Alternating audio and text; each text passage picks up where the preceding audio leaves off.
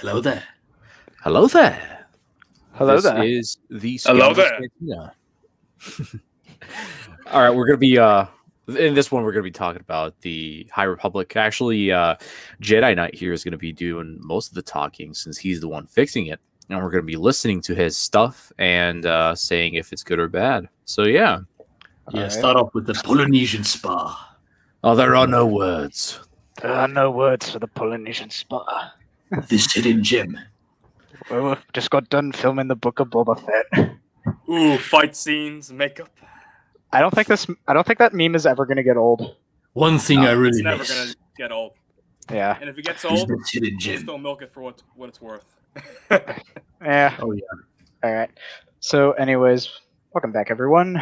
This is part 2 of Fix the High Republic. So yeah, I'm not good at starting things off. Alright, I'm just gonna admit that. But basically, last stream I went over what Disney canon characters I am using. However, that's due to the fact that there were so many, that stream came out way too long, so I thought it'd be a better idea to just simplify it and see who I want to use as main characters that we focus on in each group, like Masters, Knights, Padawans, Bounty Hunters, and then Villains. What do you think of that? Yeah, I'm all down for that. So let's see what you came up with. All right, and so I'll start out with Masters, Avar Chris, Elzar Mann, and Stellan Geos. So basically, I want to talk about what their counterparts would be if they were in Legends. So basically, these three in canon are best friends. So they grew up together, did everything. So I'm keeping that function. Like, they've all known each other for years. And that's essentially the best I've got out of it. Avar, some powers and abilities they have. Avar actually has an ability that's not said in the book Light of the Jedi, but it's implied that it might actually be battle meditation. So I would keep that. Elzar, he's basically in a way like Anakin in this. He has feelings for Avar, but he can't really express them because of the Jedi Code and such things. Stellan is basically sort of a voice of reason amongst the three. He's sort of the genius, if you put it. And he and Elzar joke quite a lot, basically Obi-Wan and Anakin style in a way. So that's pretty much what their canon counterparts are like. Cool. Yep. Also, I want to point out, look at this dude's sword. Yeah, this was Stellan's lightsaber that they revealed, the one with the unique type of crossguard. Yeah, if that crossguard is actually like Cortosis or Frick or Beskar, it makes sense.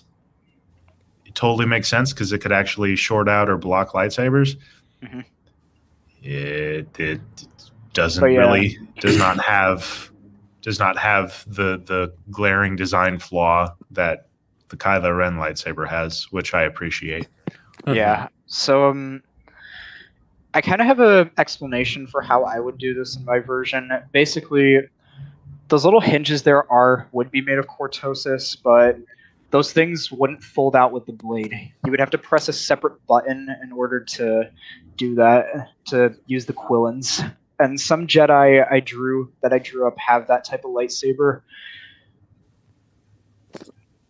Yeah, I've always thought that lightsabers should have more of a handguard to them, because I guess the Jedi are so skilled that, they don't have to worry about their hands slipping into the lightsaber, right? But yeah, what about the especially initiates? if they have like a crossguard on them.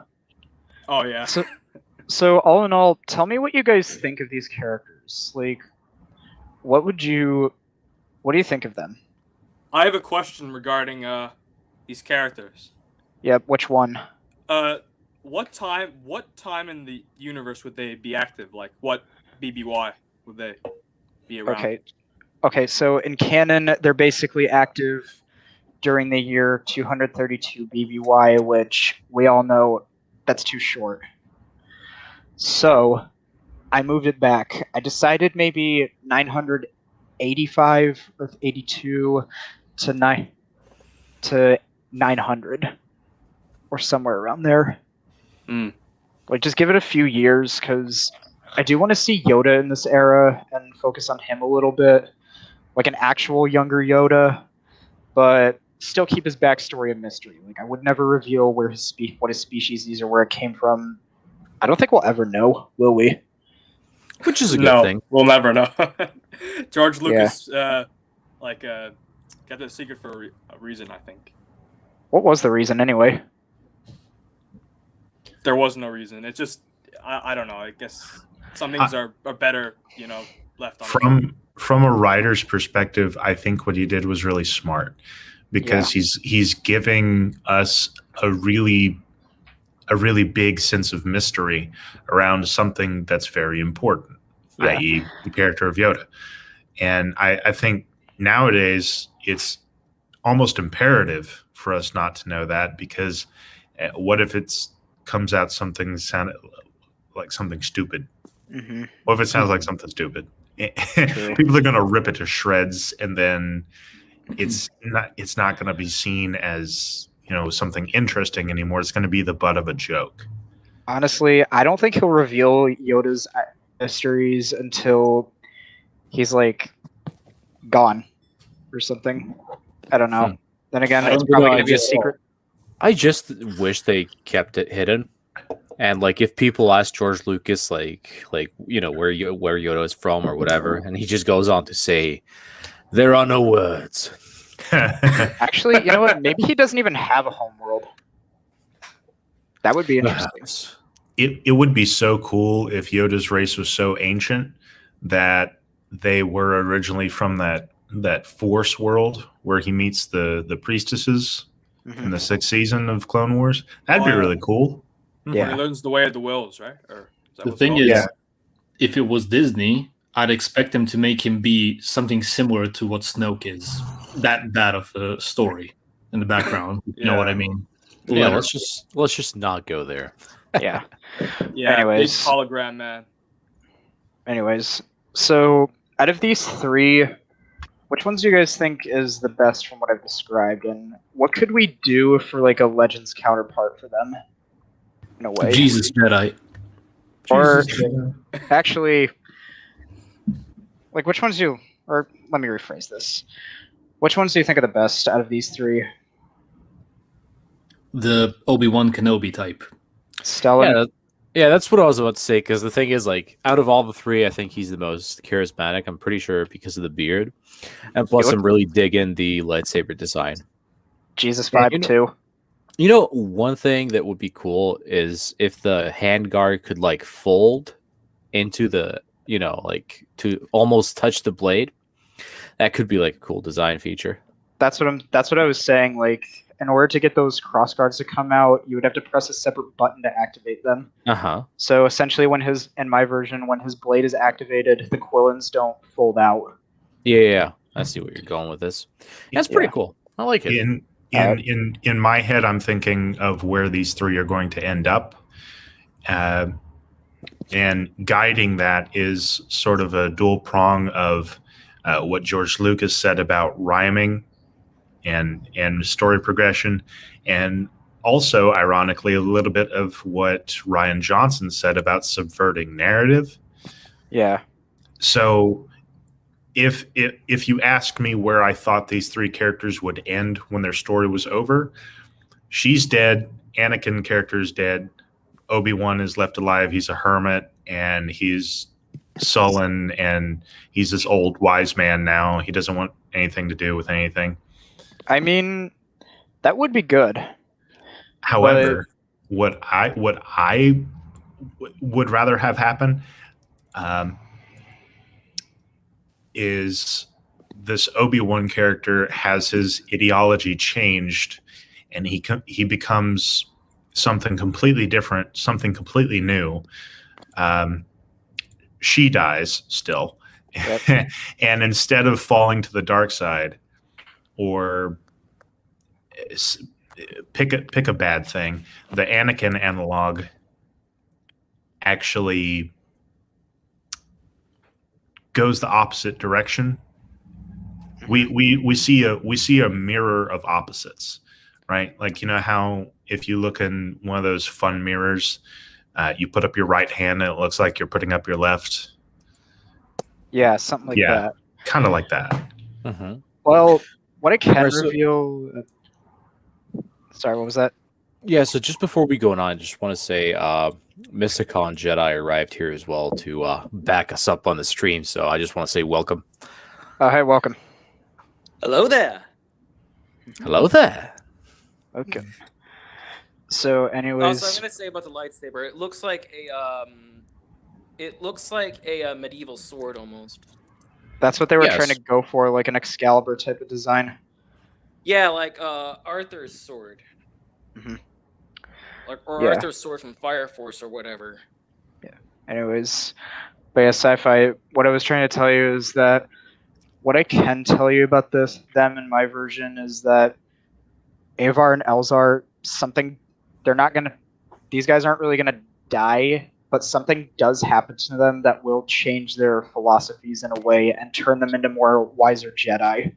Because in my point in time, they're in their 30s, but they still have kind of the young, brash type of attitude they had when they were kids, in a way. But something does happen to them that changes their perspective on not just on the Order, but on the galaxy as a whole. I love it. Yeah, but a majority of the characters are going to come out perfectly fine, but there will be consequences to some of them, in a way, because you can't have a good story without consequences. You see my point, right? Yeah. Okay. All right. Okay. I was going to say this. I have a question for Luke and Todd. What do you guys feel about the new Star Wars Vision show, the Star Wars anime that's coming out? Well, as I said in when we were reviewing it, like I really just got to see that before I actually comment on anything.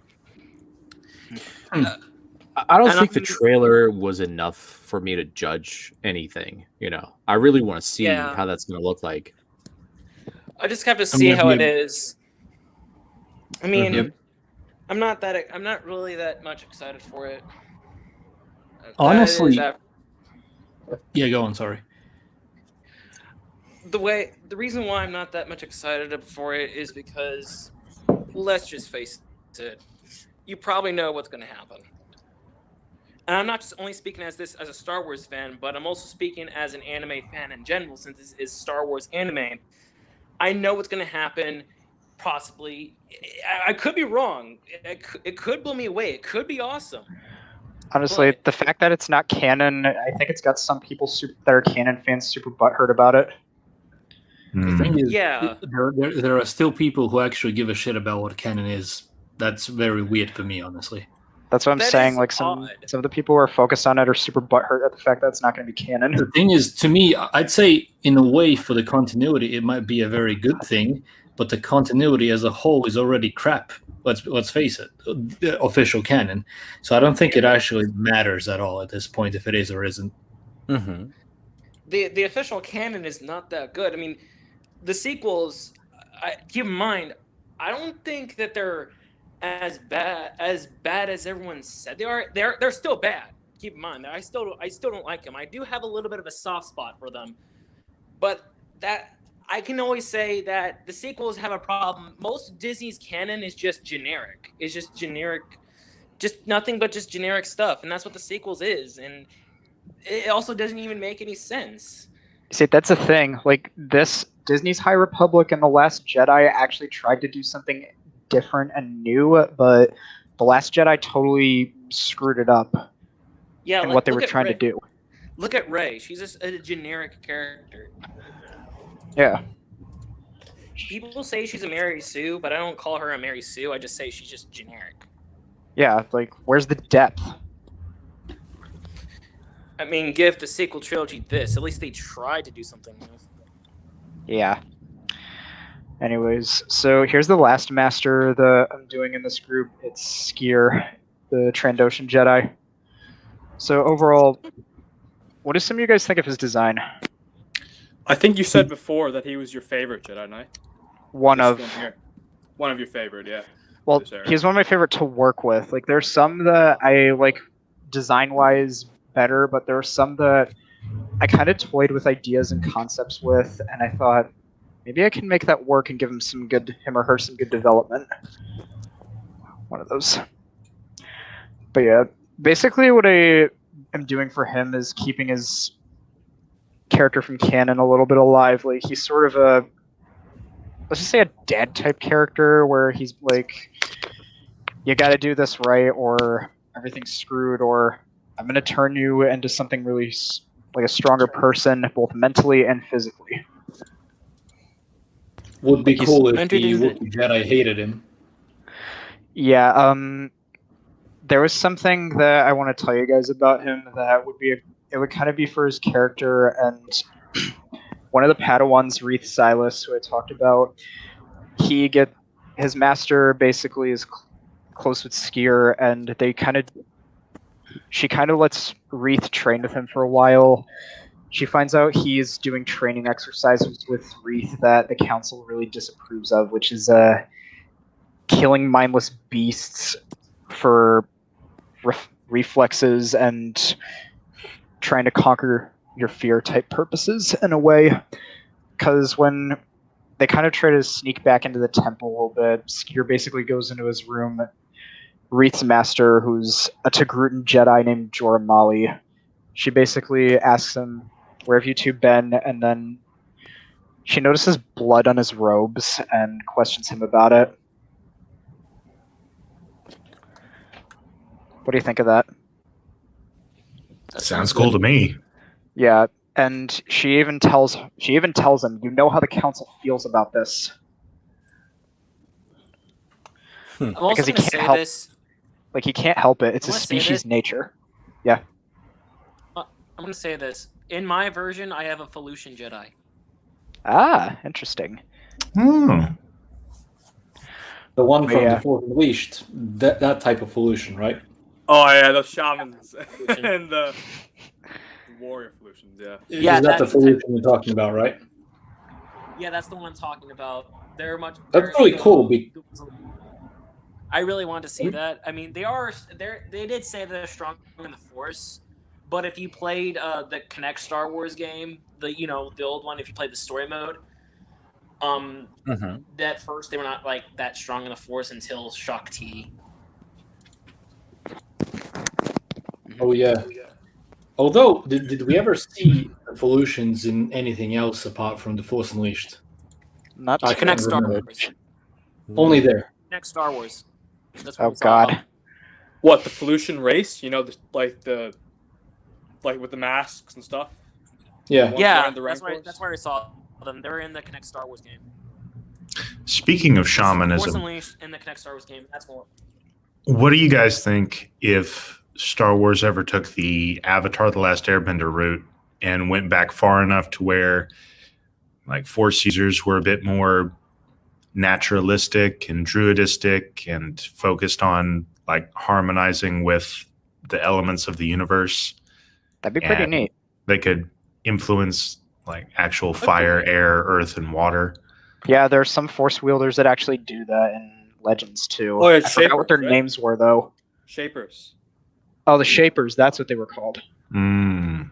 Ah, And they actually hated, the force users who used like invisible, like the force. They use like fire, like pyrokinesis. Yeah. And they had to tap into the dark side in order to use their abilities. Just a little bit though. Yeah. But yeah. Anyways, yeah, with Skier here, when we first meet him, we see that he's like this really large Trandoshan, both horizontal and height-wise, and he's just really intimidating to some. But on the outside, he's like that. But on the inside, he genuinely gives a damn about his Padawans and just his students in general. Mhm. Yeah, but that's all I have to say. like character. Huh? Kind of Huh? a Ram Coda like character or something. Yeah, With he's awesome, cool metal gauntlets too. You know, it'd be cool if we had a figure What? of him. I mean, No. yeah, If we have a Would figure of him, I think that'd be pretty Yeah. cool. but yeah. Anyways, moving That's on. probably the Whoop, only too High far- Republic too action far. figure I might get. Yeah. Anyways, this is actually Skier's Padawan right here, Kiev. But then she's promoted to a knight. Now I know she has the shaved head, but don't worry. What I plan to do for her is give her a full head of hair, but do like kind of a side braid going down. Like, have any of you played Assassin's Creed Odyssey or seen it?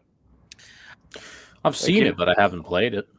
The woman character you can play as I haven't played the Cassandra. Assassin's Creed game. My brother does, but I don't play them. But yeah, basically the woman character you can play as an Odyssey, Cassandra.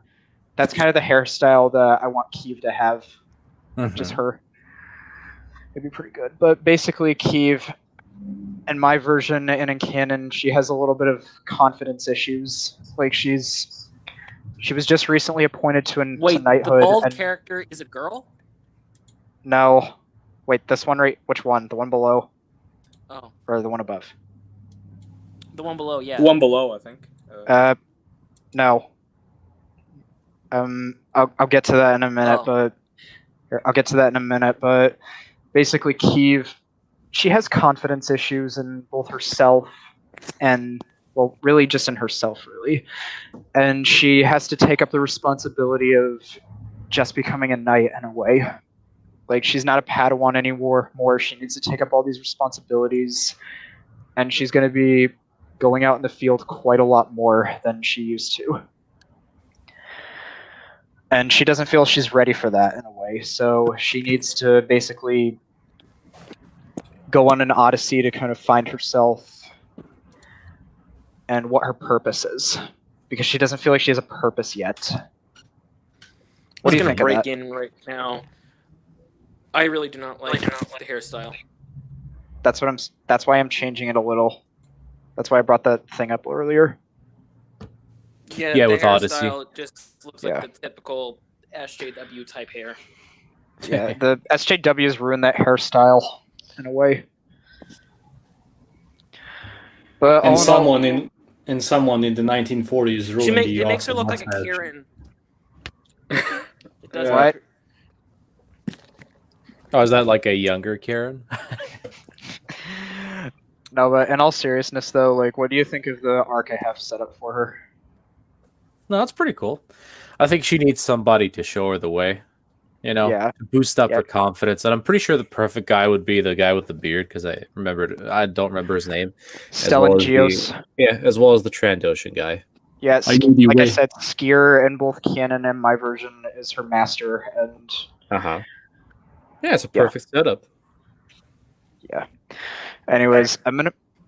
Also, forgot to mention here, someone else joined the stream. I don't know who it is. No, that he just fell out. He just fell Yeah. out. Of the beard. It's okay. Oh yeah, my thing died. Sorry about that, guys. No, it's okay. Alright.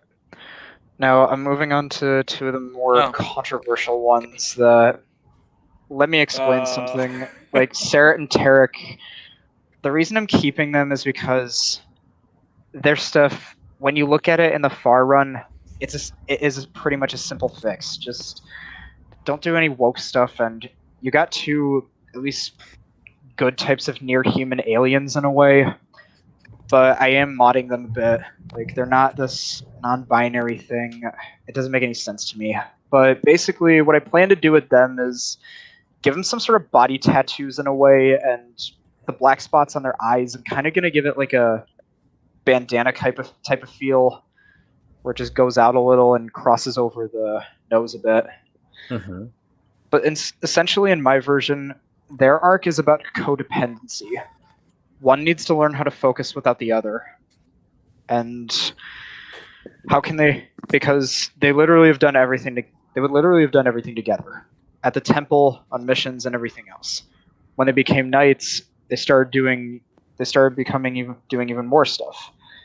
But during this, at some point, they are going to get separated, and for a while, one has to learn to function without his brother. What do you think of that? They could That's be good. Ratataki. I'm gonna take a quick break right Oh, now. yeah. I'm gonna move. That's I'm gonna nice. mute Yeah. myself and break. But yeah, in Yes, this, they're an alien species called Kotabi, which I've actually developed a little bit of my own lore for them. if you'd like to hear it. Well, I the thing is discussed it. for the looks, since you mentioned tattoos, like you could use Star Wars: The Old Republic as a reference, because there's a lot of cool stuff in there. If if you're making your character and you can go through the customization screen and just pick whatever you like, especially with Zabrax.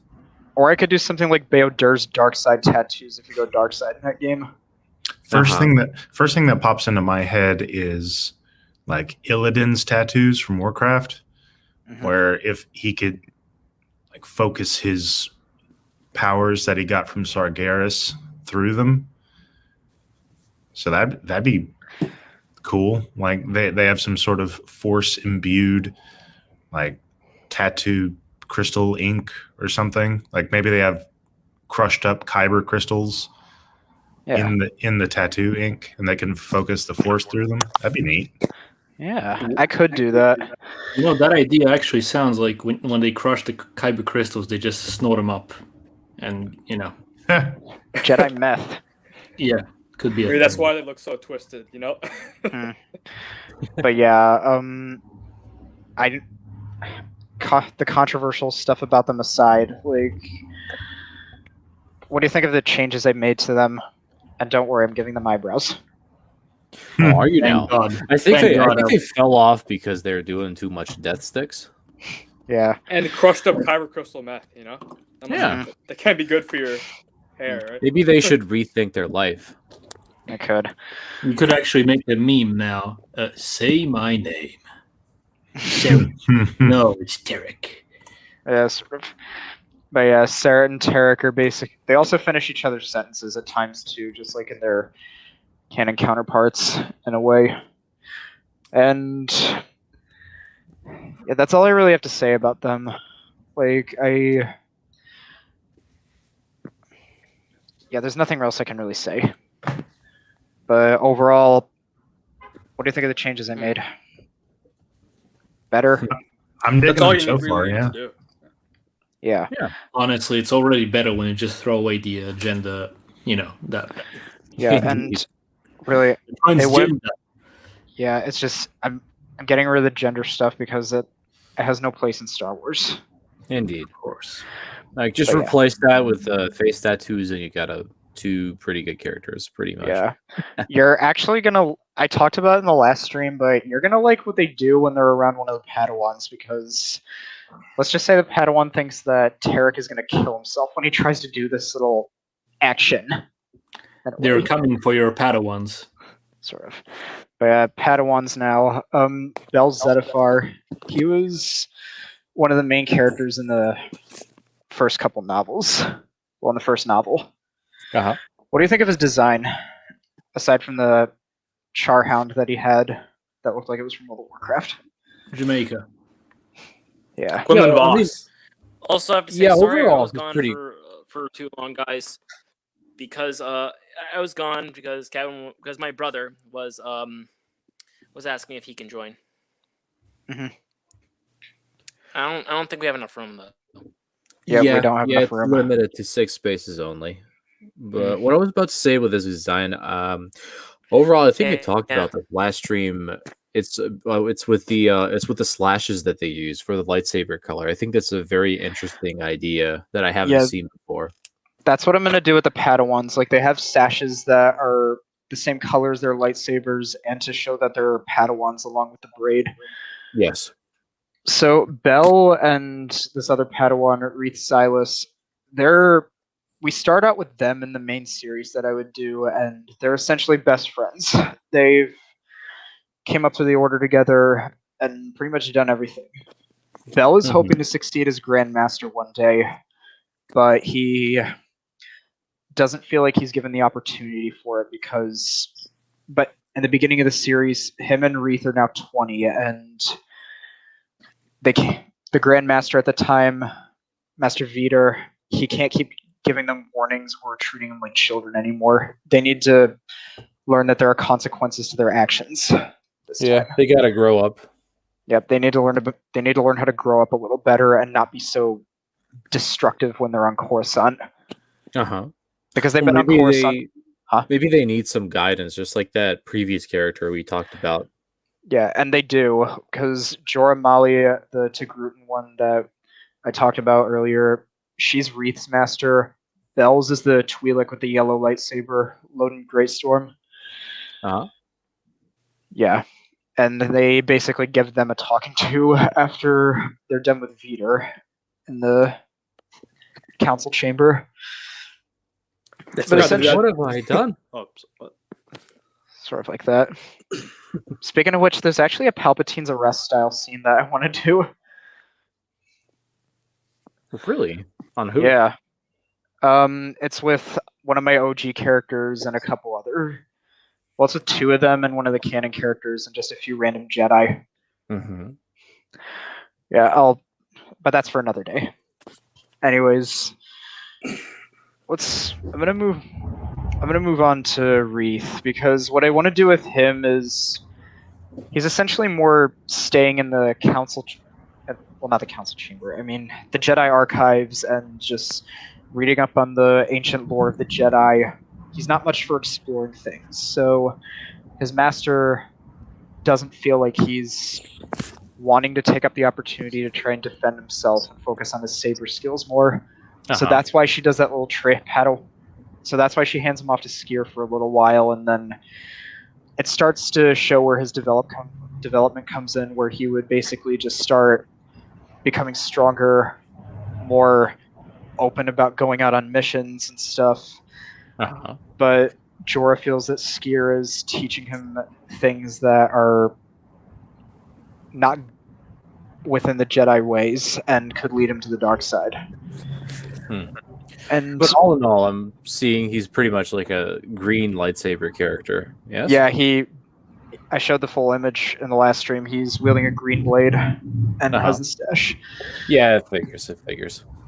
But yeah, basically, he's one of the ones, along with Bell, that I've had the most fun like coming up with ideas for, because they're basically two of the main Padawans, and they're Wreath's co-pilot of this ship that they have, and Bell's the main pilot of the ship that they find on Raxus Prime as well, that I call the Century Dawn.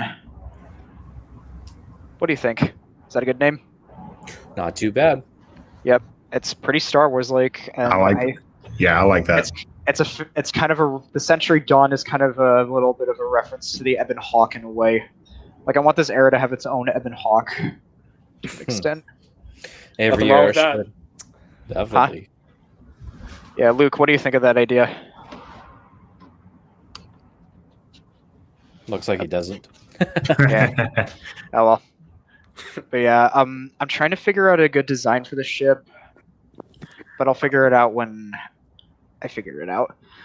Yeah. Anyways, but Do you, yeah, think what do do you think it should be a freighter or something else? Like, do you want to try something new or just keep I it want to to try the? something a little different. It's kind of like a medium-sized starship in a way. Uh-huh. Like, it's not a freighter. It's more like an actual like kind of gunship in a way. Yeah, I like that idea better, because we see freighters Quite a lot. Quite a lot. So I like the idea of gunship or a corvette, or maybe a larger personal starfighter or something like that. Mhm. Yeah. You know what you need? What? You actually, we need to design a new type of gunship, like a predecessor to the LAAT, but something in between an Old Republic, a literal Old Republic shuttle type from SWTOR and the LAAT, something in between for that specific era. I think that would be cool. And I love could the make up a LAAT. really basic kind of crude sketch for it, like just kind of like an outline and a You know what's silhouette. interesting? In the new Sith Wars, they actually used black LAATs, a very similar design to the Clone Wars version, even though it's 1,000 years before the Battle of Yavin. You know, now that we're talking about that, I think a really cool design would be if you mix an LAT gunship with the D5 Mantis from the Old Republic. I could do that. But yeah, To the best. Can I also now. share a bit of my version of the High Republic era? yeah, go for it. Definitely.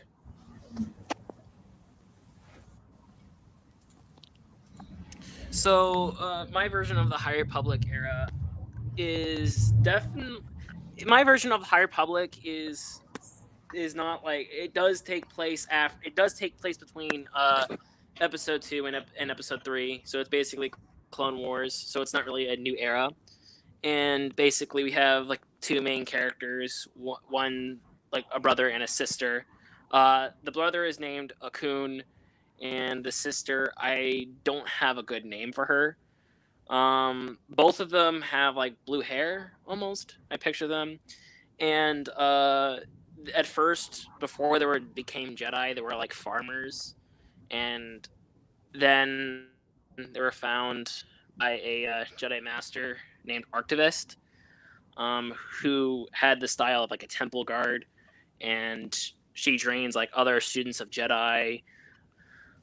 There's like a lot of Jedi in there. Of course, I made a clone trooper battalion or clone trooper squad called Cobra Squad as well. Ooh, So what do you think of that? that's badass. Oh, that I actually have sounds one really question. Cool, yeah. Yeah. I actually have one Cobra question. Squad. You Yeah. said High Republic, but Yeah? the thing is, how is Question. it based in the Clone Wars then? Yeah, because the Republic has already deteriorated so much, in the in between episode 1, episode 2, right? Well, no, the thing is, isn't the High Republic era Yeah, considered yeah. something a It's few take hundred place years? through the Clone Wars. Yeah, You the know. High Republic is centuries. The Old Republic is millennium. Yeah, so I thought that the High Yeah. Republic was supposed to be about at least 200, 300 BBY, and in between 1,000 and there, Yeah, that's what mine is. It's 1,000 to 100. Yeah, that's what I meant. I decided it would. It's more like a Clone Wars Yeah. story, if you ask That- me, that was- but it's good. Yeah, it was. The fact is, I didn't want it. I just wanted it to like. I mean, the High Republic is trying to be the Old Republic. I don't consider the High Republic this in my head canon. The only thing that comes before Episode 1 for me is the Old Republic, and that's it. So I changed the High Republic just to take the era of the High Republic take place set around the Clone Wars. Nice. But the one thing Yeah, I nothing definitely can top think the about- the Old Republic. Yeah. Sorry, go on. But yeah, my High Republic isn't trying to be Old Republic based at all. I want it to be its own thing, kind of like the Italian Renaissance in a way, like mixed with sort of ancient Yeah. mythology as well. trying to be like Italian stallion, huh? trying to be like medieval or Renaissance thing. Yeah, like a medieval Renaissance in a It's way. trying to be like Renaissance, but it is trying to. But for me, again, it doesn't. I mentioned this before. It just does it in a boring way. Hmm. But I I see. think, but anything is better. But anything that we come up with is better than the final version. Yeah, Definitely. and I mean, Yeah, but I just definitely. spouted out. Especially That's- if it comes to mind. I mean, I consider my stories, my type Star Wars stories, part of my headcanon, of course, because they're my stories. I made a lot of stories regarding Star Wars. I mean, of course, I made a couple like my fan-made Star Wars games. I haven't posted them, but they're in my head. I know them. I made a game regarding if Starkiller had Jedi Padawans, 3 of them. Yeah. I think that'd be cool. I also made my own, what I consider Force Unleashed 3 would be in one spin-off game of the Force Unleashed. Yeah. And I also made a but of course, what I like about my my favorite part about my story I just came up with, I really like the Clone Squad, Copa Squad. I think that's a really cool squad that I made up. That's pretty good. You should write it down, Mhm. definitely. But anyways, You let's should- continue. I Yeah, I mean, Yeah, Do you have we're any gonna- sketches of it, by any chance? Any drawings? Yeah, I'd like to see that if you Yeah, have. I would really love to see that. That sounds cool. I didn't. If I would draw, if I draw them, I'm gonna warn you. My drawing's pretty bad. So are mine. So I'm am I. not I a can drawer. hardly draw a stormtrooper helmet. But I am a good I writer. suck at drawing I helmets. think. Yeah, And plus, I don't think I can try to show pictures from on StreamYard because I don't have a subscription. Yeah. Maybe on Discord. So Actually, you can. yeah, maybe on Discord I can try. Yep. But Oh, again, I my think you drawing can is, do it here as well. I'm not a good drawer, so. Oh, okay. Anyways, let's continue. So next character is Lula Telisola, but I just call her Lula. Anyways, she's basically one Padawan Yeah. that wields a blue lightsaber.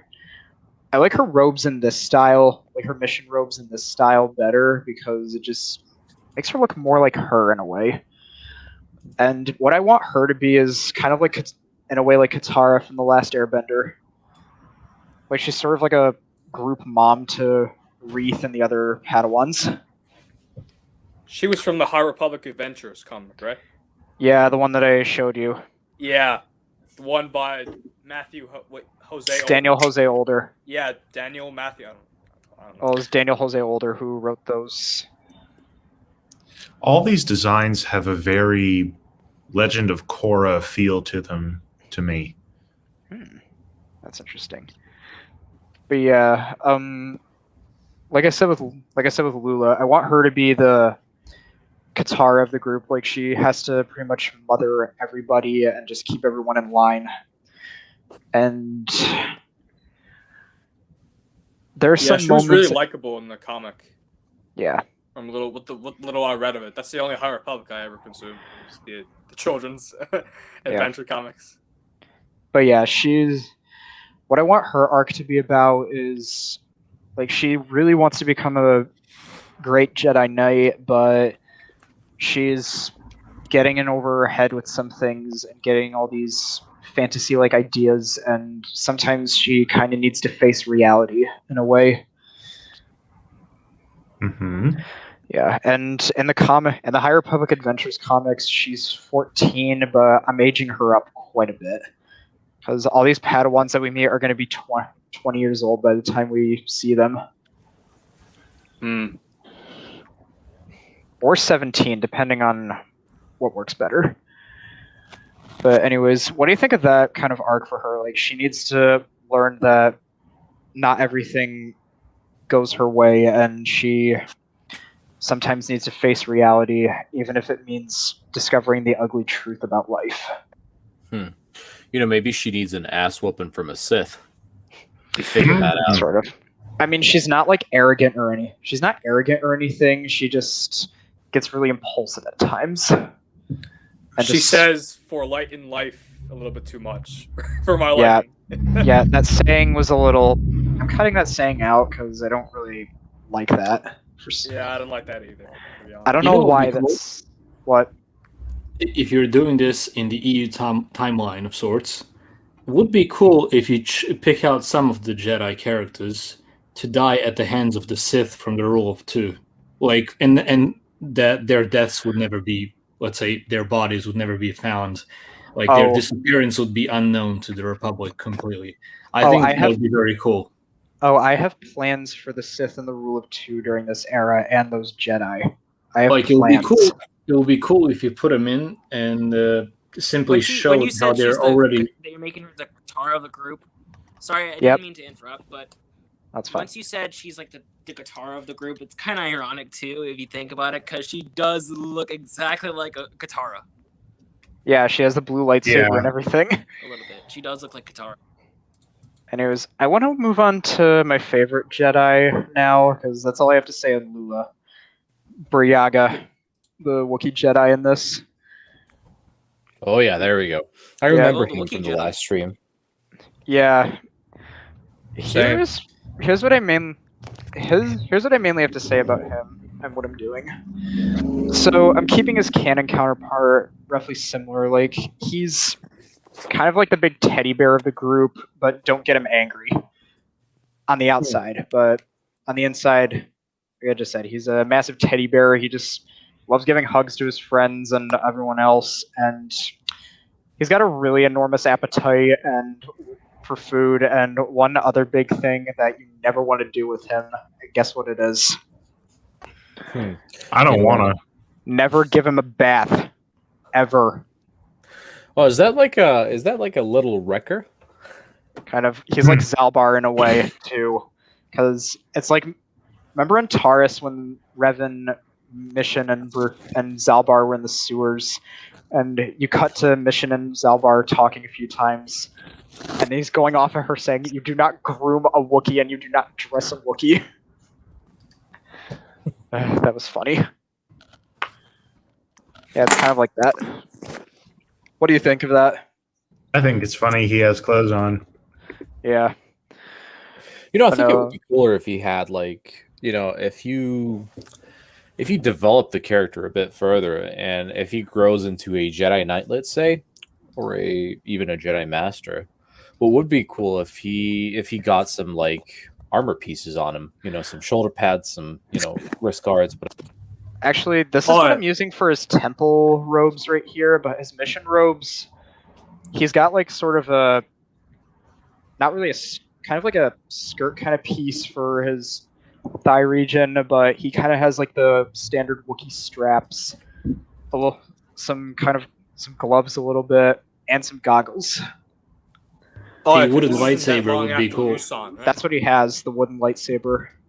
But yeah, what do you think of that mission attire design for him? Because I'm keeping that aspect of them having the gold, white, and yellow robes for the temple, and then when they're on missions, they can just wear whatever they want. Yeah, I'm digging battle armor. I think we talked about that on the go on the Discord, I think, a little bit. Yeah. Mm-hmm. I think it's obvious that the design is it's supposed to be like the Jedi Temple gods from the Clone Wars. I guess that's the inspiration, but to me, this guy specifically reminds me of Tyvalka because he also has that cream color robes, actually. If you guys remember Tyvalka, the master of Plo Koon, if I'm not mistaken, right? Yeah, you're right. Oh yeah. Although he had a Also, he I had have a, to say this. I have a question to ask. Mm-hmm. I have a question to ask you guys. Since you guys said before, I remember this video back a long time ago. I seen one of those videos when I was a kid. You said that that the Jedi Order has 4 Wookiees, only 4 of them. So could this be one of the 4 Wookiee Jedi you mentioned before? Well, 4 that are known, right? Well, not really. This isn't the 4th one from way back because it didn't exist. Yeah, that's the thing. The High Republic okay. didn't exist before. So no. I do remember one. I remember only seeing one Wookiee Jedi, and that was in the Clone Wars with Gunji. Yeah. There's Yes, Gunji, you're exactly I'm Tyvalka. glad right. I remembered his name though. Mm-hmm. I didn't. Wait, Well, he is a memorable It's character. been though. so long ago. Yeah. Which one is the 4th one? I know there's the nephew of Chewbacca. What's his name again? It has been. There was I forgot the 4th one's name, but he died during the Clone Wars, from what I remembered. Mm-hmm. Oh yeah, there was one Wookiee Jedi. He's in the image with the younger Count Dooku, right? Sort of. It was with the Jedi at the Almus Academy, where Halagad Ventor. Do you know who I want to There's see a wolf in Wookiee. any type of Star Wars media? If one Jedi I want to see, Akil, the Jawa Jedi. Oh yeah, we covered that in the video way back. I remember. Yeah, that would be different. And now I just want to go back a bit to the topic of the battle robes and the armor. Yeah. And what would be cool if he has a wooden lightsaber? Would be cool if he also had a wooden pauldron, just like how would I say it? Just like Kanan does, in Star Wars Rebels, but it's made of wood to match his lightsaber. That would be really cool. Just on one side or 2 sides. It all I could depends. do that when we follow these characters when they're in their 50s and 40s. Yeah. I could do that. But anyways, anybody have any final thoughts on Buryaga? Anyone want Also, to you know add what would be something? cool? This is just a random thing I found that was cool. What about a force power that summons water? That That already exists. Well, it doesn't really summon shapers. Is what we were talking about before, but they don't summon water. They move water, with the force. Like Dumbledore. Anyway, Like Yeah. elemental Oh, okay. bendings. anybody have final thoughts on him? No, I think before I move said on? anything. I think I said everything I wanted to say. Yeah. You, Also, one last thing I want to say is that I do like the Bryagin's- idea that he made him like a.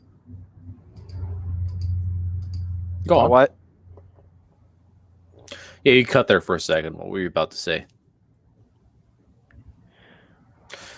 Me or him? It doesn't matter. Just go on. All right.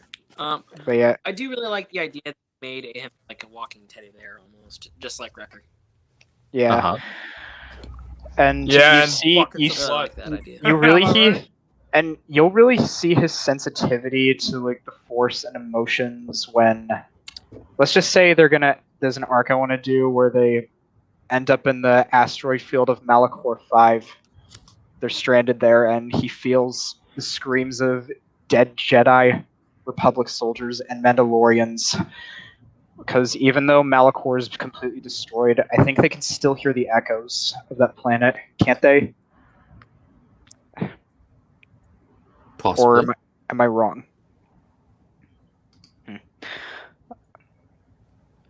I don't know. But anyways, yeah, Buryaga and Skier, I have a little arc planned for those two. Little Wookiee Trandoshan rivalry type, but not really rivalry, but just sort of like trying to work with each other. Anyways, next here is Farzala. Apparently he's a Zygerian, but like you said in the last stream, he looks more like a Cathar. He's also from the Adventure comic. I remember him. Yeah. Yeah, do you guys think he looks more like a Cathar than a Zygerian? Possibly. Yeah. The Mandalorians would agree. So, anyways, here's what I want to do with him. He's kind of the reason that Reith and Bell Kind get of in more looks like an trouble. Assault than a. Yeah. But yeah, basically, like, Farzala is the reason that Bell and Reith get in trouble at the beginning of my series, where they would do the speeder race and destroy a whole bunch of property on Coruscant, in a way. Oh, that'd He's kind be cool. You could do a mixed. You could be a mixed child. You know, like whatever. Yeah, hybrid species. Of those three, yeah, Lasat, Yeah. Cathar, and maybe just two of those. Like, Yeah. You know. You know what, guys? I think that your High Republic version of the era should definitely have a planet called Rotorua. What's that? I don't think I've heard of that. It's Tamara Morrison's Oh, hometown. that. Yeah, it's. I think it's a That's how you hidden pronounce gem. Because I feel like I've been pronouncing it wrong this whole time. It should be a planet about Polynesian spas. Yeah, it's got a lot Actually, of- there is a planet I really want to discuss, but that will be at the end of this. Well, that's my I know sneak peek what. I at think the I end. know what it is. I'm not gonna. Yeah, reveal I'll- it here. Don't reveal it. I'll tell them at the end. But anyways, for Imagine Zala, Just imagine a planet with Polynesian spas. Like it, Oh my it God. could be Zeltros, for all we know, There are no words for that. because they really do have those pools and spas, like from the Yeah. Legacy comics. yeah, it'd be great. But yeah, anyways, for Zala, he's kind of like a prankster with the Padawans. He cracks a whole bunch of dumb jokes and stuff, and gets some of his friends into trouble at times. But if he gets in trouble, then he'll be dragged down with them at times. Yeah. He's wielding a green lightsaber in this. And honestly, I kind of like the way his mission robes look here than I do in the comics. Like, the final product, I think, came out a little bit to me. Mhm. Oh no, what do you I'm kind of digging the cross cape design that he has. Yeah, it's kind of like an Egyptian soldier in a way. Possibly. Not Anyways. really. I've seen them in real life. They don't use it anymore. Was Okay. it only a mirage, perhaps?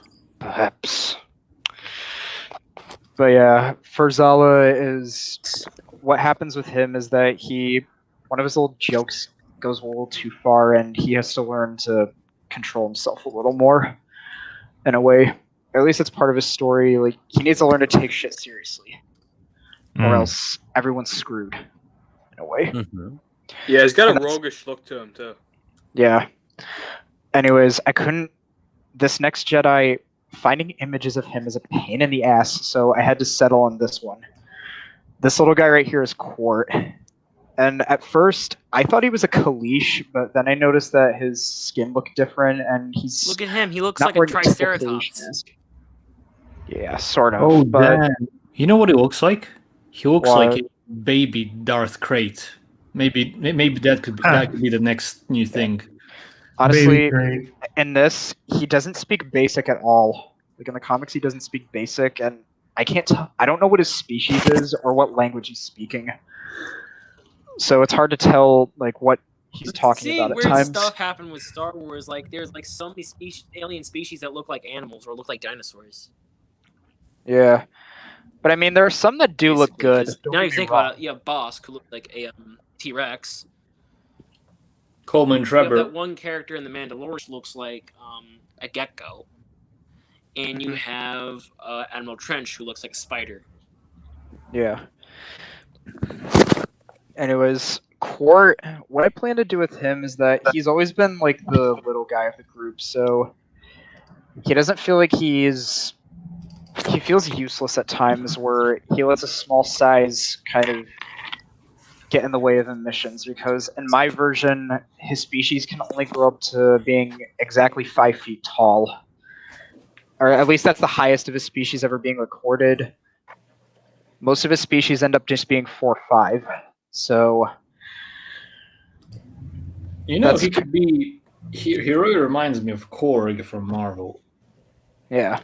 Like him a pulled you off. Yep. Oh my god. Okay, I'm done. Piss off Ghost. Piss off, Ghost.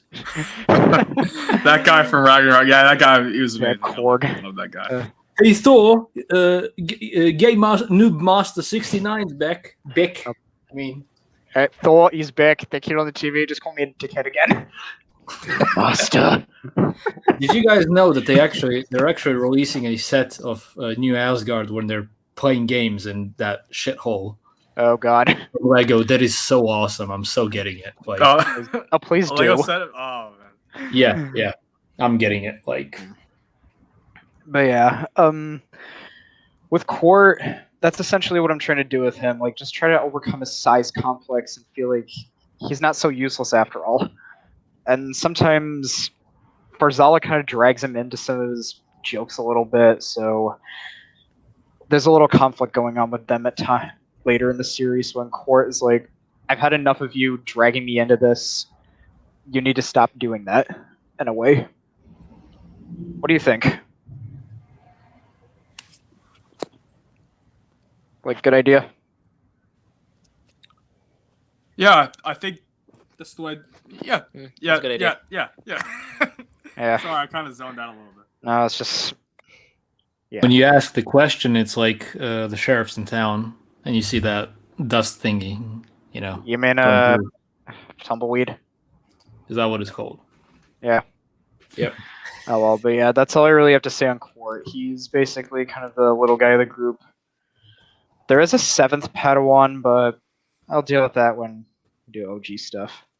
But yeah, the only bounty hunter that I have on here is Ty Yorick. She's the Thalothian that wields the purple lightsaber with kind of the Darth Malgus look to it, which her lightsaber looks really neat, in my opinion. Wait, she's a bounty hunter and uses Well, lights. Originally, she was a Jedi, but she left the Order, which, Isn't that awfully a lot like Aura Singh? in a way, Oh yeah, yeah.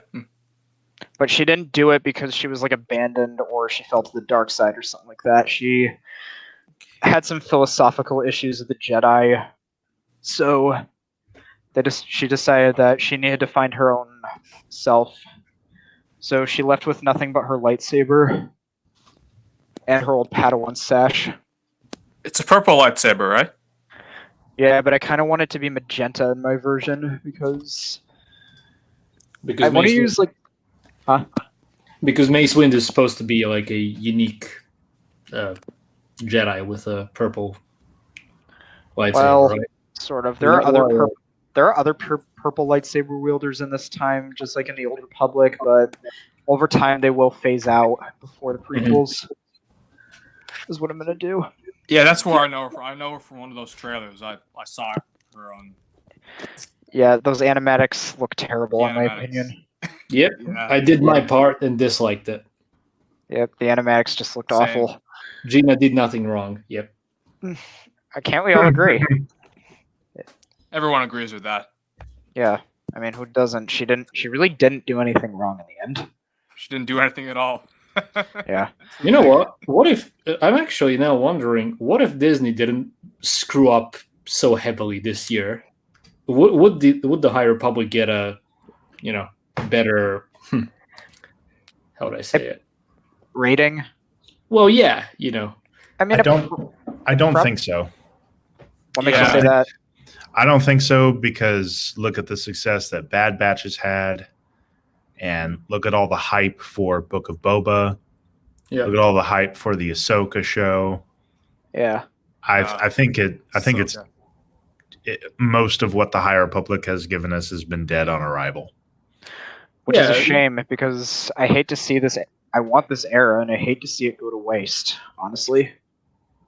Yeah, ever since the whiteboard, everyone was mostly done, including us, honestly. Hmm. That was It's last funny, year. it's funny that they managed to screw it up like even before it came out. Yeah. Yeah, they couldn't just leave it alone. They had to go on their, Hollywood route with that bullshit. Yeah, Yeah. it's just sad. True. But yeah. Anyways, Ty Yorick. Also, Essentially, she's. I want to ask this. Something just pop in my head. Have you seen this YouTube channel called Jedi Master Ronin? Mm-hmm. What about it? He's like a Star Wars YouTuber who makes Star Wars stop motion films. Okay, and? Yeah. I think it just makes really good stop motion films. Oh. Something. I think Yeah. I saw He's something. I'm not sure. He's the one. What was it called? Jedi Jedi Master Ronin Ronin? Codian. Ronin, or I can't really hear Mr. Khan Jedi that Yeah, way. he just randomly thought about him. A samurai of a master. But yeah, anyways, with Ty, she's essentially now a bounty hunter who goes on missions with one of my OG bounty hunters who they used to be good partners but parted ways for a little while. And they eventually try to reunite and reconcile for all the stuff that drove them apart. And yeah, that's pretty much it. You know what interests me in this era specifically? Oh, I think really understand you. It's my internet. Oh, me or him? It doesn't matter, just go on. Something that really interests me in any Star Wars era for the most part, and something we haven't talked about a lot here is what type of capital ships does the Republic have in this era? Or something like that. The closest I could see to a cap. Sorry. Oh, no, you go ahead. Sorry. The closest ship that I've seen in this era that is close to a capital ship is based off a piece of concept art for The Last Jedi that looked way better than the final product. Is something called the Longbeam Cruiser, which actually has a really unique design to it. I'm sorry about that. It just came to my mind. No, it's fine. No, it's fine. You're good. But yeah, the Longbeam Cruisers in this era are the closest I've seen to a capital ship. For the Republic. This is not long after Rusan, right? So I guess all the military equipment the Jedi was using then would be used, for policing the Republic, and everyone would have to provide their own, military defense to help every planet. Right? Well, they did have the Praetor, or whatever. I guess this being 100 years prior to, the prequels. Whatever preceded the Praetor. Yeah. Anyways, I'm gonna move into the villains. There's only 2 characters left, so Have you guys, just gonna jump in? Have you guys heard about the Mandator? I think it's called Mandator Dreadnought. I Yep. think. yeah, I think I've heard of that. It was Have we ever seen that anywhere in Star Wars apart from the mods? no, No. I played it in the Empire at War one, and it's massive. It's no. huge. We never get a we never get a Mandator. We never get a Praetor. We never get a Bellator, or Sovereign. Image or anything, right? No, or a Pride of the Republic. The Republic actually had dreadnoughts. They're called the Pride of the Republic, but I think it was only ever mentioned once or twice. Never in anything on screen, though. Too bad, though. Oh, Although no the photos mod- of it anywhere. No. The mods do a very good job, honestly, when you look at it. They do. True. Anyways, so here are the 2 main villains of the Nile. Markion Rowe, who's the main villain that we talked about quite a lot, and his design pretty Shockwave. threatening. Yeah, pretty threatening actually. Mm. I will admit. And recently, remember how I brought up a topic of that rod that he's holding Light of the Jedi? To be honest, I think I'll probably think he's awesome as long as they don't go with an Enfys Nest moment. Yeah. I feel like he needs a lightsaber instead of the gun. Yeah, that's what I wanted to change You know that what I'm talking rod about, to. the Enfys Nest. Or a moment. vibroblade instead of a lightsaber, maybe. Who knows? Well, I'll explain that in a Possibly. second. But basically, do you guys remember the rod that I brought up last stream? Yes. Or at least I found out what that thing actually When I'm was. talking about an Enfys Nest moment. I'm talking about like What? Oh, we know what you're talking about. Like, Well, an 8-year-old girl under the mask. when she removes her, when the character looks cool, it looks all badass and crap and stuff like that, and like, but until when they remove that helmet, oh, it's a chick underneath. Yeah, they revealed his face, and I can assure you, it's a dude under there. It's all male. Yes. To me, he looks a little bit frail. He doesn't have enough armor on him, right? Yeah. And he looks like a cool bounty hunter, but I don't see how he could be the leader of the Nihil. Nile? The Nihil? Yeah, the Nile. The Nile. But yeah, and the Nile are just a means to an end for this Nile. group that's running them, called the Shadow Hands, in a way, which are a group of dark Jedi who were each exiled from the Order or left it. And None then of them they're are being masters. manipulated by the Sith. Possibly. Possibly. And then you get Darth Nile in the Legacy comics, who gets his name as an inspiration from these guys. Yeah. Hmm. Maybe. I'm really digging the armor on his chest. It really reminds me of Yeah. Darth Vader. Darth Nile. But yeah. Oh yeah, that upper chest plate. Yeah. Do you mind if I Yeah. get back to the topic of the rod? He does kind of Yes. look like Darth Vader a little Because bit, almost. If you talk, I look found- at his chest place. You know who he looks like? Hey. He looks like that. He like also look. a pirate gang from the Force Awakens. You know, on that ship. Oh yeah, Could I And the finish? pirate gang that took. Oh yeah, in, he does kind of look like No. Captain No, you Nairo, can't. I think his name is. Fancy words of encouragement. You're welcome. Just go on ahead. Okay, No, it's so fine. anyways, It's fine. that rod is actually part of this artifact that controls this beast called the Leveler, because in the Rising Storm novel, which released, the Nile find this beast on an ice world, and the other piece of this artifact called the Leveler, which the artifact is supposed to control that thing, and what the beast basically blocks all connections to the Force, in a way. So the Jedi can't really use the Force against it. Uh-huh. So it's like the lizards that the Grand Admiral Thrawn uses. Yeah, the Salamiri, in a Yeah. way. Yeah.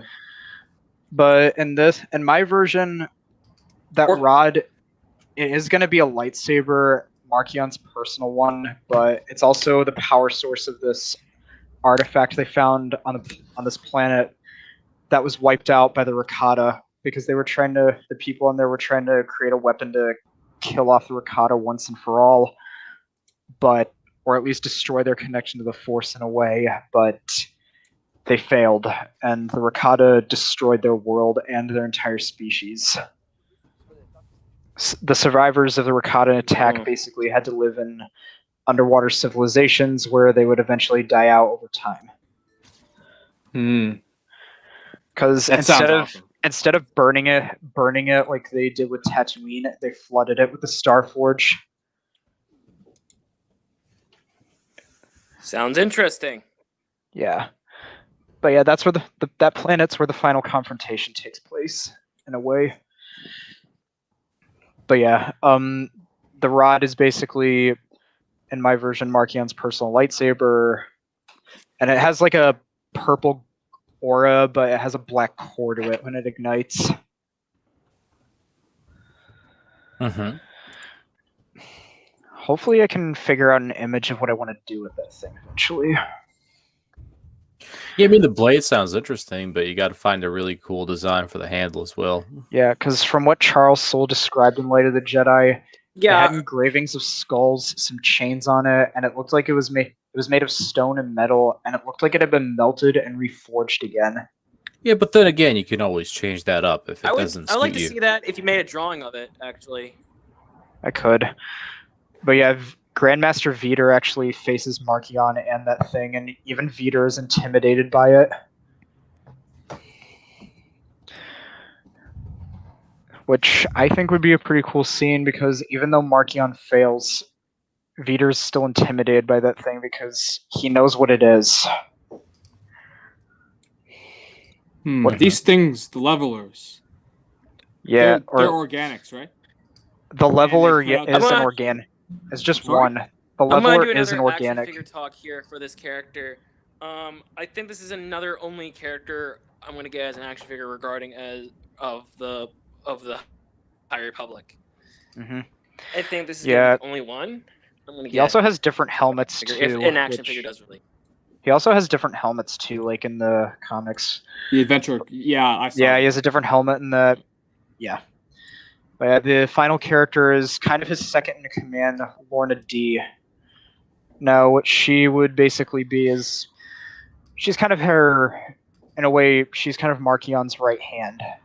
I'm gonna say something real quick. Her helmet definitely kind of looks like a sequel helmet. Yeah, I'll change it up a little bit because I don't really like the way those respirators stick out. It looks a little off-putting. Yeah. It just bothered me for some reason. But all in all, Lorna D is still going to be the Twi'lek that we see, and she has a feeling that Markion is abandoning the cause of the Nile, which is basically to serve the Shadow Hands in their plot to get revenge on the Jedi, mainly the Jedi, not really the Republic. I mean, the Nile in my version start out as just a random group of thugs who basically seek to control abandoned area, not really abandoned, but like neutral areas of space where they can basically just do whatever they want. But then they're discovered by the Shadow Hands, and an alliance is formed. Then they start manipulating everything, and the main Shadow Hand takes Markion as his apprentice. But Lorna has some questionable thoughts about these people. Like, she doesn't trust them, really.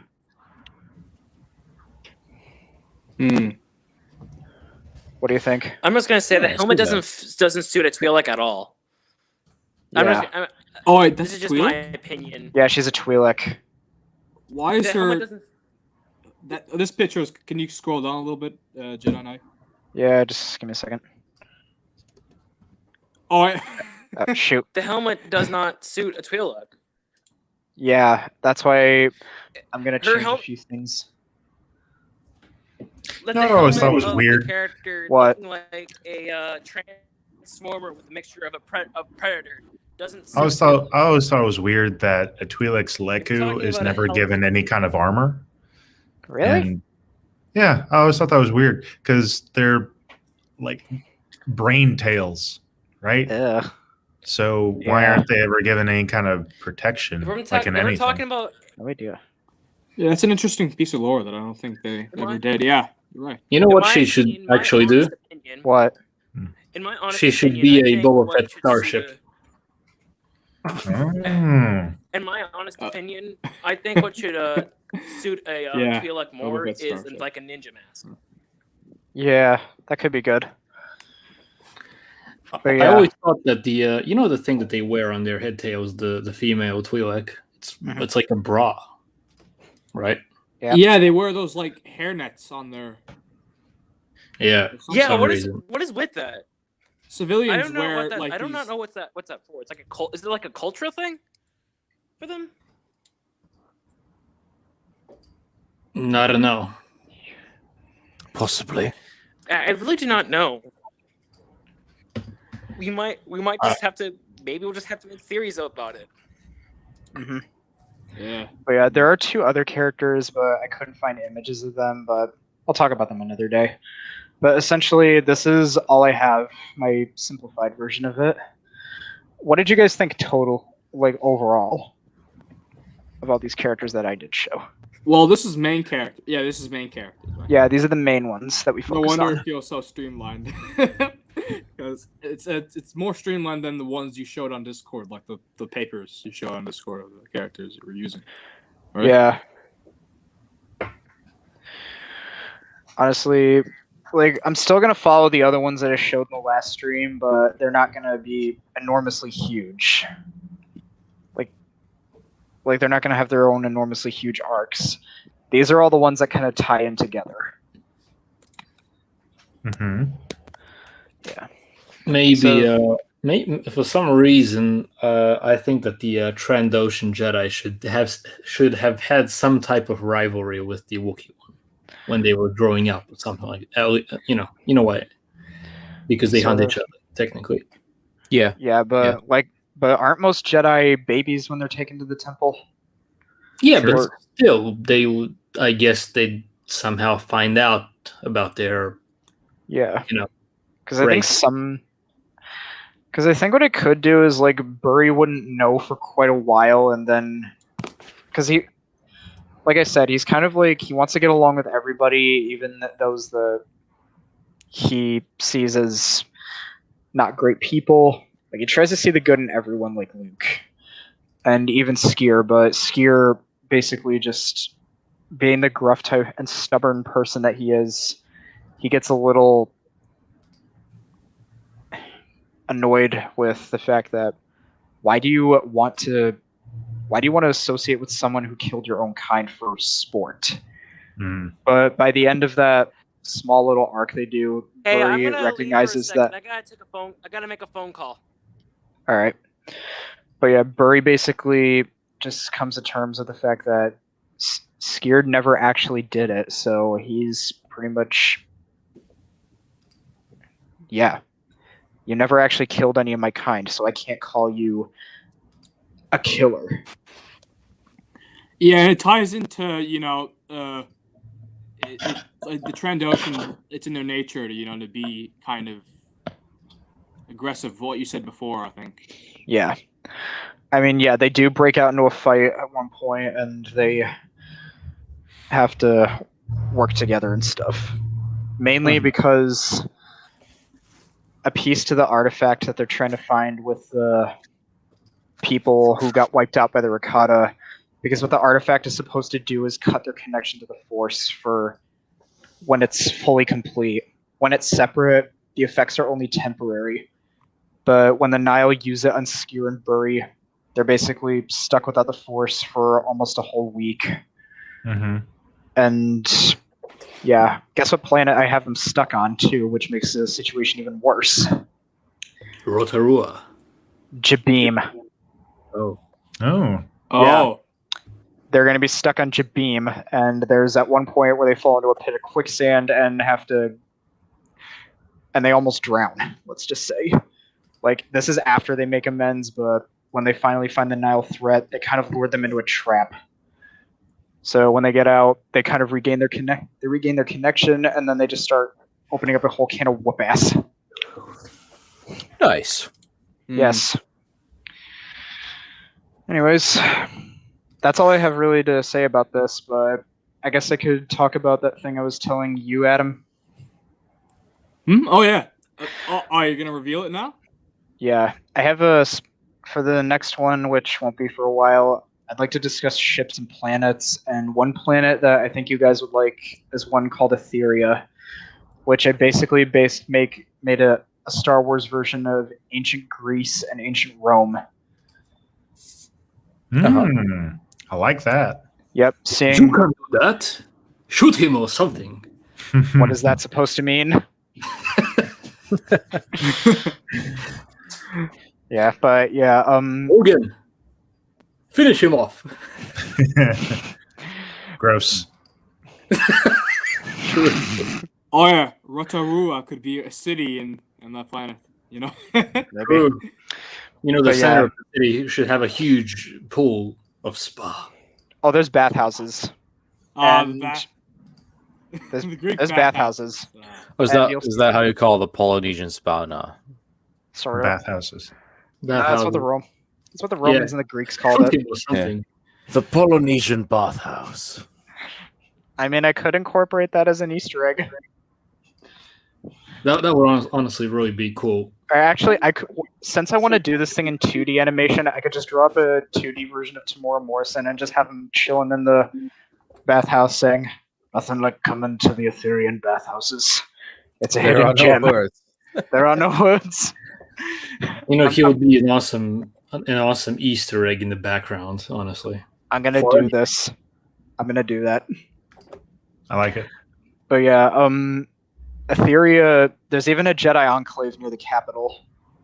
And that's where Stellan, Avar, and Elzar will pretty much be growing up in my version. So, any final thoughts? Yeah, I agree. I now can't I hear really you don't like guys. that helmet. That No, I helmet meant just is really oversized. But I mean just like in general. I think you got a good thing going here. Here, I- let me go ahead and unjoin for a second and join back in. Okay. Yeah, Logan, you were saying? Yeah, what I would suggest is go forward with confidence in all of your rework and writings and everything. Try not to second guess yourself too much. It's what I do every day whenever I'm writing. But don't let that detract you from writing what you may think could be better. Mm-hmm. Honestly, because if I may interrupt for just a second, Sure. what I don't want to do is what Disney's doing, which is having every single little thing interconnect. I don't want to do that. Like, I want these to be spaced out like it was in Legends. Yeah, and they certainly don't have to be. I know. Because not absolutely everything needs to be. You know, like we don't have to know Saw Gerrera's favorite sandwich, and then that favorite sandwich was made by Dex from Attack of the Clones. Like we don't have to. Kind of what they're doing. Yeah, we don't really need that.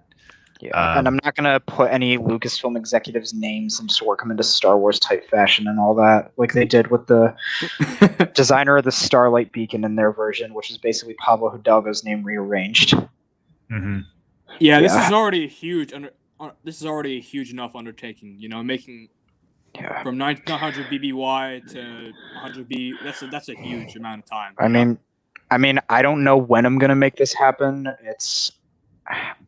It's a lot of work. I don't know how I'm going to do this, but in time, I eventually will get this to come off the ground. You know what I'm curious about?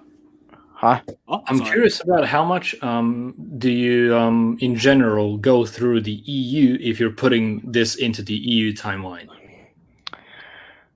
I basically have to go through the KOTOR and prequel era just to figure out how I'm going to make it work. What about the they're pretty rare to some point, but the stories that are in between and the info that we find before the prequel, let's say before 100 BBY and 1000 BBY. I don't think there were very many because most of them were just Sith based. Like they were focused on the Sith in that time.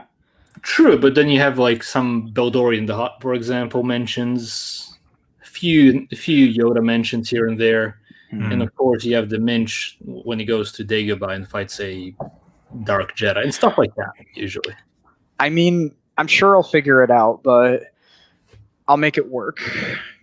nice. Yeah, they have. You could just get like what is it called?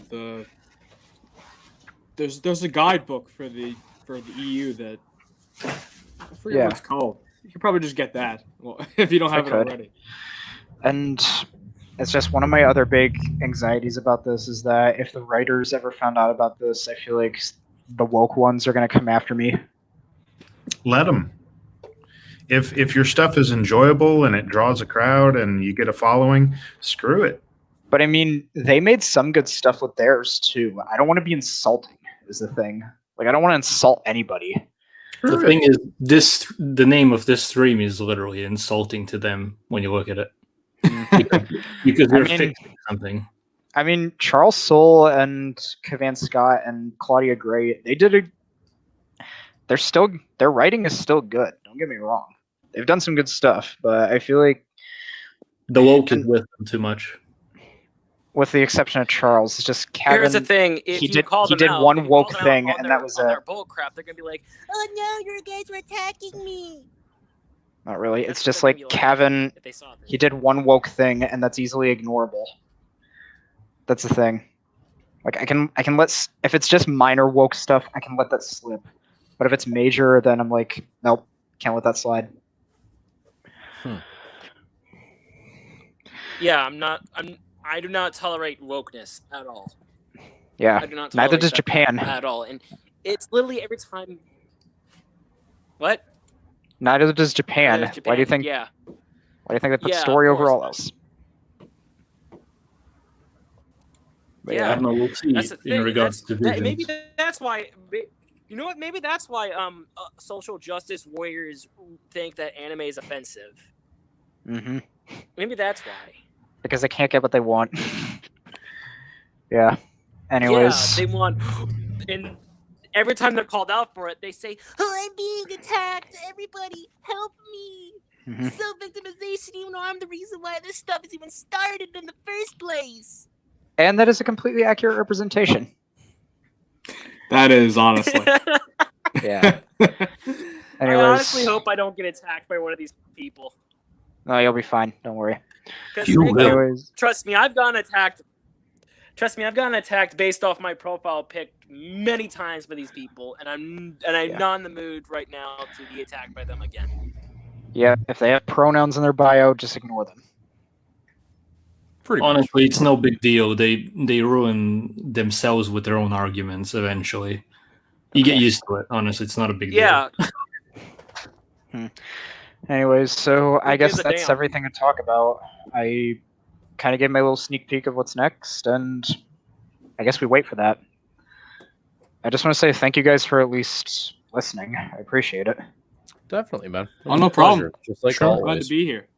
Yeah. It's very entertaining, even though I cut off for a little bit. And yeah. I mean, I know at first no one really liked Disney's version of High Republic, but overall, I'm glad you guys at least like mine.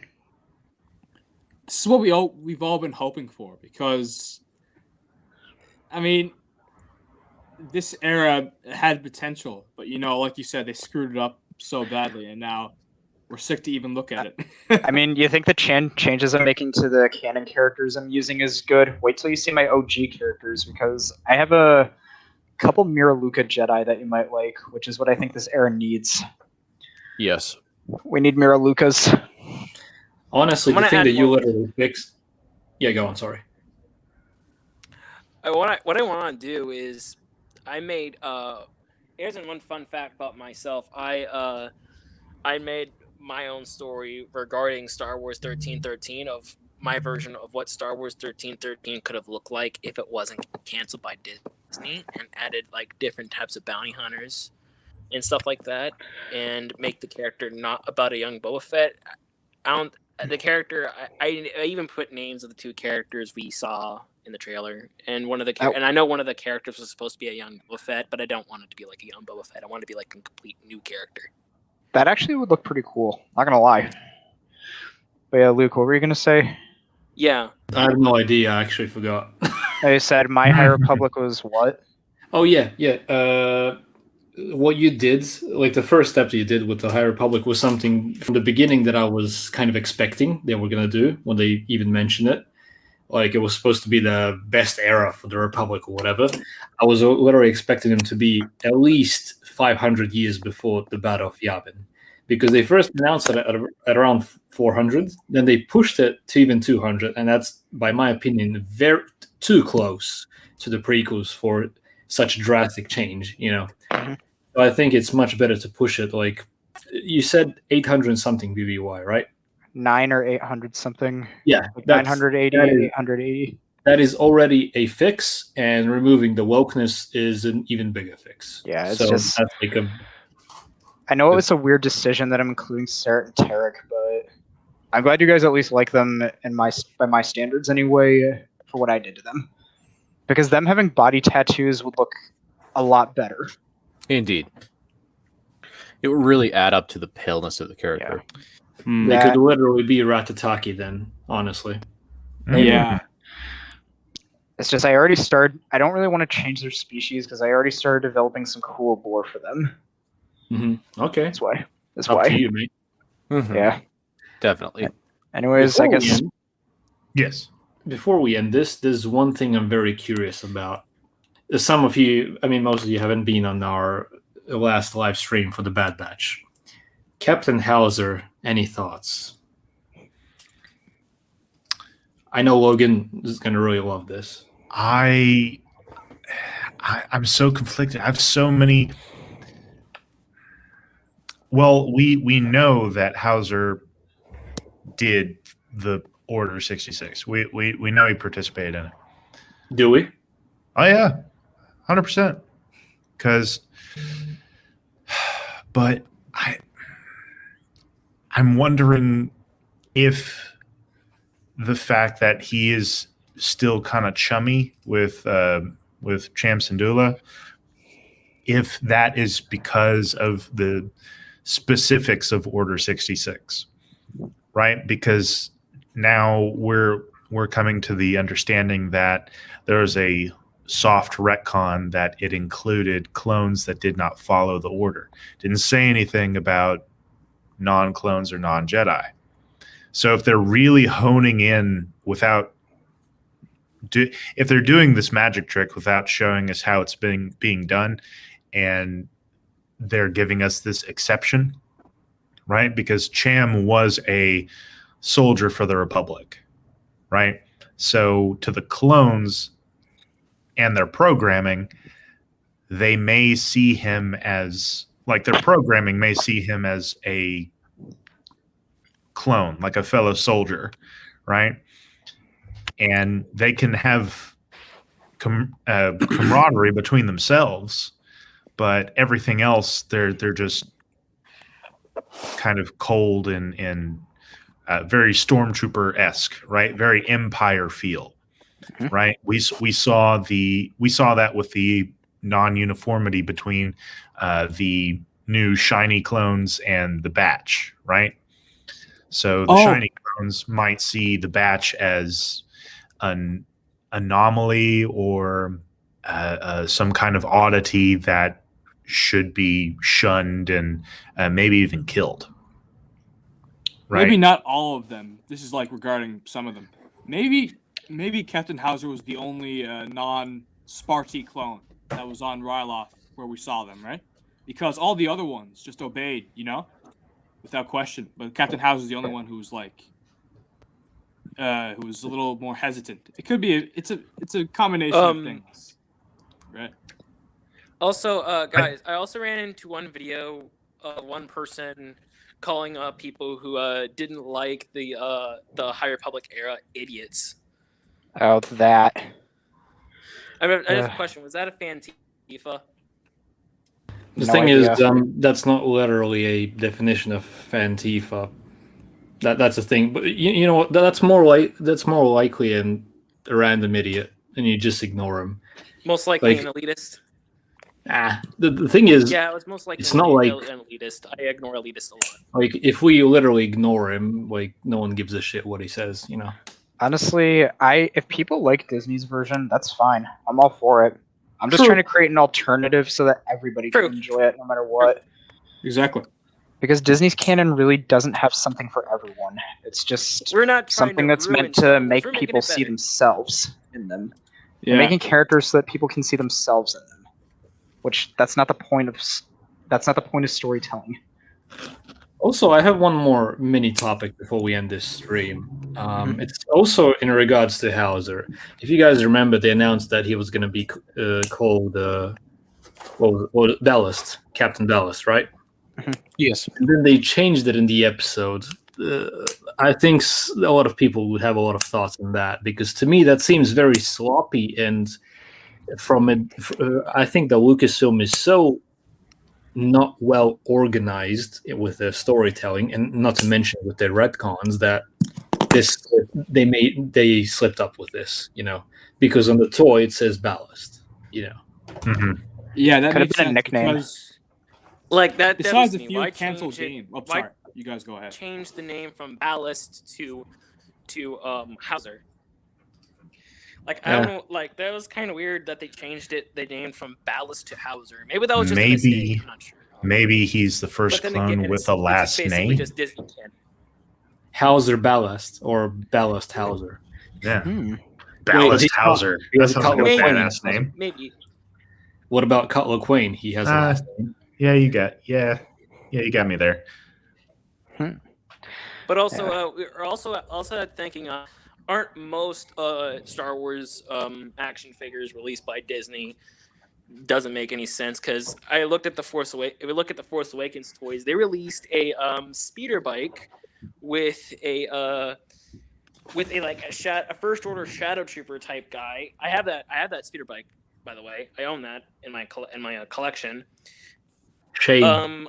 Apparently, at first I thought it was going to be in the film. This is before I saw the film, by the way.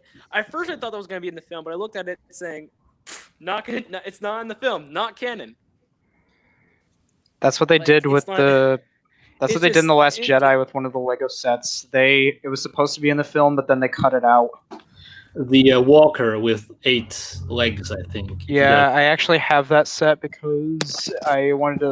And I then was a Lego did it collector. again with like a. Completionist. Honestly, that They walker's did it again ugly as with a hell. 4-pack. If we're talking about Last Jedi, they did it again with a pack. Like they did it again with a 4-pack. They at least did a walker driver in that 4-pack, and it wasn't even the film. Like what the hell? Yikes. It's all marketing crap. Anyways, it's Honestly, just- regarding episode 11, it could be a combination of things with the clones. Some of them could have, recently executed Order 66. Some of them could be new clones who have no connection to the Twi'leks, the tailheads. And some could just be Sparty clones, the ones who are brainless. And yeah. if we're going to fit in the EU, right? You know what I think? For some reason, Logan, you said that they all executed Order 66 to a point, or the inhibitor chip is in control. What if he simply wasn't present with any Jedi and the chip didn't, maybe he never even had to had the order, if you know what I mean. Honestly, clones are just the most interesting characters in Star Wars. Or maybe it simply wore off like with Commander Grey from the Kanan comics, and that's simple as that. Well, there's a whole bunch of specifics that we don't quite know What was about the Todd's phone. the operation of the inhibitor chips just yet, right? True. We got a little bit of insight whenever Tarkin had Lama Su or whichever one of the Awahi bait was upgrading or dialing up the level of Crosshair's chip, right? So we know that the amount of compliance that the chip can affect in the clone can be regulated. What we aren't I'm just gonna say 100% this. sure of just yet is it a long-lasting thing? Is it like a program that's kept running for forever? Is it something that wears off? Is it something that has is it a program that has an end goal objective, and once that objective is complete, then it shuts down? Or does it change their behavior like completely? Because it is a bioorganic chip, right? Like a biomechanical chip, rather. So we do know that it affects change in their physiology. So is that change now permanent, right? Are they far more aggressive now because of the chip? Are they now permanently going to be these more Nazi-esque soldiers, like actual stormtroopers now because of the chip? There's a lot of questions and a bit of gray area we haven't quite got clarity on just yet. Who knows? Maybe there's like a quality thing with the chips. It could be different for every clone. We don't know. Yeah, you're right. Yeah. I think that they can really use the chips in so many different types of stories. Like some could wear off, some could continue working, some could, let's say something happens like what happened with Top, malfunction and kill the clone or whatever. They could really expand the inhibitor chips extremely well into many different types of outcomes. It also ties in with the training thing, with the Coruscant Guard and the Camino Guard, right? Yeah.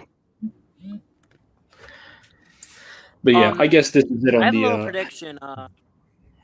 Yep. I had a little prediction that I made. What do you think? What do you think of this prediction? Do you think Crosshair would turn back to good, or do you think that they're going to kill him off? Lucas is saying, sorry, you go I guess probably a mixture of both. Like, he will get redeemed, but they might kill him off. Process. He'll die in the process, I'm guessing. Yeah. Because I actually showed this to my father. My father, when he watched it, he made his own prediction that he thinks that Crosshair was going to turn good. Yeah. Well, it's also a question going back to what we were just talking about, if the inhibitor chip will allow him to or not. Because if it's something that is just an active program that keeps running in the background, then no, he won't. But if it's something that can be, that fizzles out after a while, or if its dialed up objective is complete, then it shuts off. I mean, he could, maybe, but as of right now, I'd say no. I was kind of expecting his chip to malfunction when he hit his head when the Venator engine blew up. That could have done something. Yeah, I mean, he had that large gash in his head, so maybe it did something. Yeah, but it was a bit too far back. Although I'm pretty sure Tech is probably going to get the inhibitor chip out. You know what? I'm pretty sure Tech is finding a way to. I'm thinking I'm pretty that sure Tech is trying to find a way to get his inhibitor chip. Yeah, probably. That's probably what's going to happen. Maybe at the end of the season. But what I'm thinking is, when they simply, how would I say it, upgraded his programming. What if they were doing that with most new clones? Like immediately, they could tell them it's a therapy type thing. They just go into the room. They say it's a medical procedure, whatever. Then they just up the inhibitor chips, and they simply stay brainwashed or whatever. They could be doing it on a regular basis, honestly. Yeah, possibly every other week. Inhibitor chip. Every other week, clones. It's time for your usual brainwashing. I mean, therapy. It could be basically like in the movie Equilibrium, when they drug themselves with the emotion-taking drug or whatever. I don't know. Yeah, possibly. Anyways, well, all right. Do you want to go ahead and end this? Yeah. I think we're done. Wait, one more question. Are you gonna? Sorry, are you guys? Go on. You guys were saying that you might not. Well, I think Jedi Knight says maybe just don't bother with the episode 11, the 12 strain. I'm curious. Are you guys gonna do that? If it's a filler, Probably not. No, we're gonna finish off the season as we started it with the live streams, and yeah, that's the plan. I'll be there for that. Nice, cool. good to know. Yeah. Well, thank you guys for I'll be showing up back to for that, this. too. I was gonna say thank you guys for Honestly, showing up to the stream. I'm gonna try to finish this season. I mean, I'm enjoying the Dad Batch a lot. I'm enjoying it, but I'm kind of getting annoyed with the whole entire stunning the clones. Yeah, how is that stunning? Stunning's always bothered me about Star Wars. Like that stun function is more effective than the kill, and it doesn't seem to take up any more ammo than the kill setting does. Well, two things. You're just modulating the power output to do something different, and it has a more effective because the range is wider. It's not shooting in a straight line. It's shooting in a widened circle that expands the further along the shot goes to a certain diameter, right?